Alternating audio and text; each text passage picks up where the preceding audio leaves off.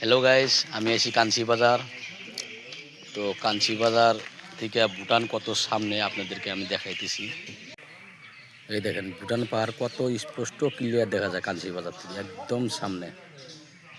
কাঞ্চি বাজার হলো রায়মানা পার করে আছে,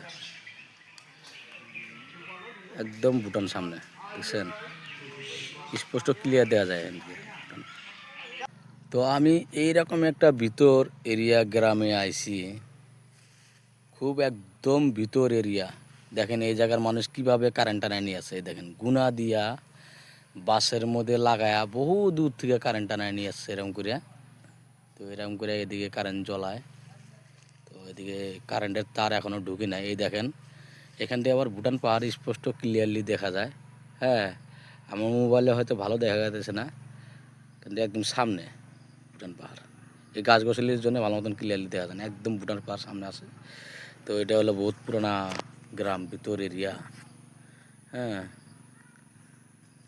তো